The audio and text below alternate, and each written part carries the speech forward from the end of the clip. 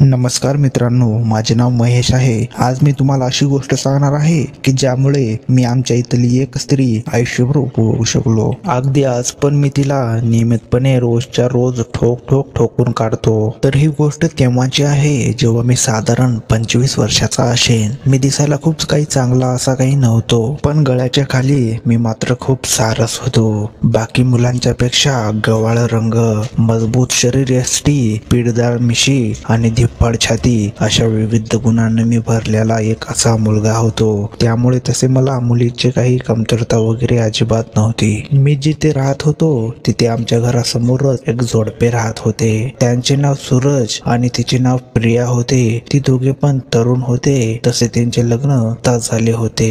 तरीही मला कोणास ठाऊक त्या प्रियाची नजर काही नीट वाटत नव्हती। तिच्या नजरेत एक अजीबच बात होती। ती बघताना डोळ्यात डोळे घालून असे काही बघायची की समोरच्याच्या मनात तिच्याविषयी भावना निर्माण झाल्या पाहिजेत। बाकी केवळ बघण्याने काही होत नसते, तिचे शरीर पण इतकेच महत्वाचे असते आणि प्रियाचे शरीर पण तसेच काहीतरी होते। तिला पण 36-24-36 अशा फिगरची देणगी लाभली होती। अतिशय कामनीय असा तिचा बांधा होता आणि तिच्या छातीचा उभार त्यामुळे असे काही उठून दिसत होते की काही विचारू नका। ती काम करताना खाली वाकली की तिच्या छातीचा उभारांना मी कित्येक वेळा बघितलेले होते आणि बघत देखील आहे। चालताना तिच्या साडीच्या मागून लपून बसलेले तिच्या मागचा गोलाकार म्हणजे ऐन उन्हाळ्यात येणाऱ्या कलिंगडाचे तर काप नसतील अशी काही शंका आल्याशिवाय राहत नसे। अशी ही प्रिया जेव्हापासून आमच्या इथे राहायला आली होती तेव्हापासून माझी झोप उडाली होती हे नक्की। तिला काही पण कारण काढून मी बघण्याचा चान्स शोधत असतो आणि तिच्या शरीराला माझ्या नजरेने घास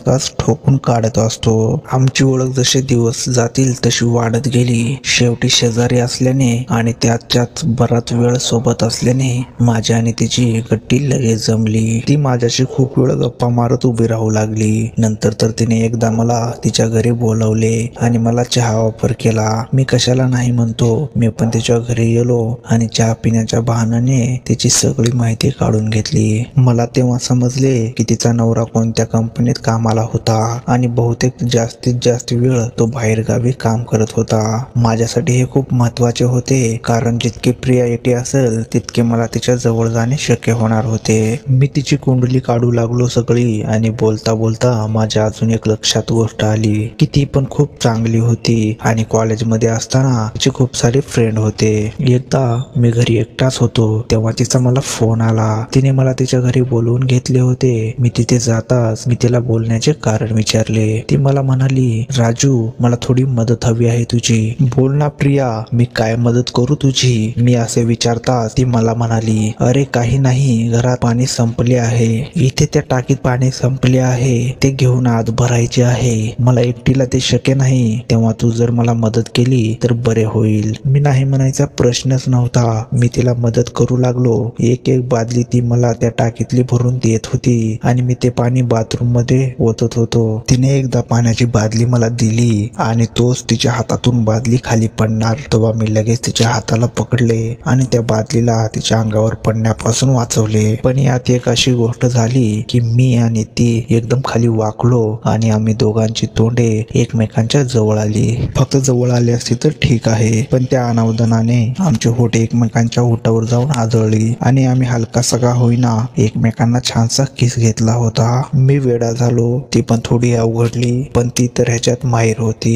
ती मला लगेच म्हणाली, तू आता सॉरी वगैरे काही म्हणू नको प्लीज। मला अशा फिल्मी डायलॉग अजिबात आवडत नाहीत। ती खूपच डॅशिंग बोलत आहे हे बघून मी लगेच तिला म्हणालो, मी कशाला सॉरी म्हणू, उलट मला अशा काही फॉर्मॅलिटी आपल्यामध्ये नको आहे। आता काय तू माझ्यासाठी नवीन आहेस का? मला तर तुझे सगळेच माहित आहे ना। मी असे म्हणताच ती माझ्याकडे बघून हसली आणि म्हणाली, हो का, पण अजून तुला कुठे काय माहिती आहे माझे सगळे? काय माहित नाही सांग, मी म्हणालो। त्यावर ती म्हणाली, माझ्या फिगरची साईज किती आहे ते सांग बरं। मी लगेच संधीचा फायदा घेतला आणि म्हणालो, त्यासाठी तुझ्या फिगरला मला माझ्या हाताने मापावे लागेल ना? मग माप ना, बघू तुझे जजमेंट किती योग्य आहे ते मला पण बघायचे आहे। ती मला असे म्हणतात मी मनातल्या मनात प्रचंड खुश झालो आणि तिच्याकडे गेलो। तिच्या चेहऱ्यावर मी माझा हात ठेवला आणि हळूहळू करत तिच्या पूर्ण चेहऱ्यावरून हात फिरवत फिरवत तिच्या बोटावर माझा हात नेला। तिच्या बोटांना मी माझ्या बोटाने हळू बाजूला केले आणि तिच्या तिच्या तोंडात मी माझे मधले बोट तिच्या तोंडात दिले. ते बोट तिने लगेच असे काही चोखले की जणू की काही ती सोटा चोखत आहे. मग मी माझा हात हळूहळू करत तिच्या गळ्याच्या खाली नेला आणि तिच्या छातीवर नेऊन ठेवला. तिची साडी मला आता अडचण करत आहे हे माझ्या लक्षात येताच मी तिची साडी फेडून टाकली. ब्लाऊज उतरवले आणि तिचा परकर झटकन काढून फेकून दिला. ती आता फक्त ब्रा आणि निकरवर होती. गुलाबी रंगाच्या ब्रा व निकर मध्ये तिची फिगर कमालीची मादक दिसत होती. जी फिगर मी साडीवरून बघत होतो त्यापेक्षा कित्येक पटीने तिची फिगर कामनीय होती, पण जमेल तितकी मादक पण होती. तिचे ब्रा उतरवताच मला तिच्या गोलाकार छातीचे दर्शन झाले. तिचे आंबे असे काही पुढे आले होते जणू काही नुकतेच वयात आलेल्या मुलीचे आले आहे. तिचे मनुके मी लगेच हळूच माझ्या तोंडात घेतले आणि त्यांना चोखू लागलो. चोखून मी त्यांचे मनुके एवढे पुढे आणले तिच्या छातीला मी जोरजोरात दाबून मी तिला घायाळ केले. आता पाळी होती तिच्या चिमणीची. मी माझा हात तिच्या फटीकडे नेला. तिची निकर मी हलक्या हाताने काढली आणि तिला पूर्ण उघडे केले. मी होतो म्हणून मला ती करू देत होती. तिला ते आवडत होते. तिला पूर्ण उघड करताच मी माझ्या हाताने दोन्ही बोट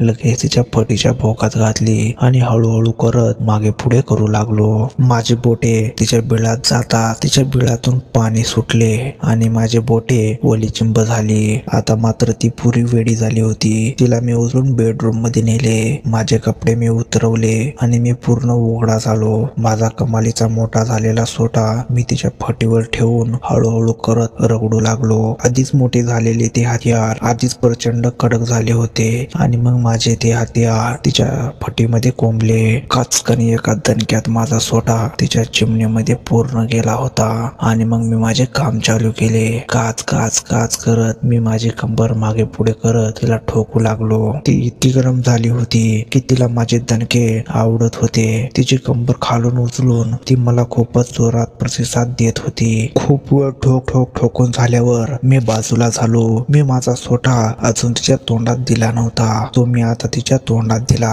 मी तिला तोंडात सोटा देताच ती वेड्यासारखी त्याला चोखू लागली. चोकून ओला चिंब केला तिने सोटा आणि बघता त्यातून पाण्याचा फवारा बाहेर आला. तिने ते सगळे माझे पांढरे पाणी पिले आणि आम्ही दोघे पण शांत झालो. अशा प्रकारे त्या दिवशी मी प्रियाला ठोकले आणि आतापर्यंत मी तिला न चुकता ठोकत आहे. कथा कशी वाटली कमेंट करून नक्की सांगा आणि आवडली तर नक्की शेअर करा. आणि तुम्ही इथपर्यंत व्हिडिओ पाहिला असेल तर लाईक करायला विसरू नका आणि चॅनेलवर नवीन असाल तर सबस्क्राईब करा. भेटूया नवीन अशाच कथेमध्ये.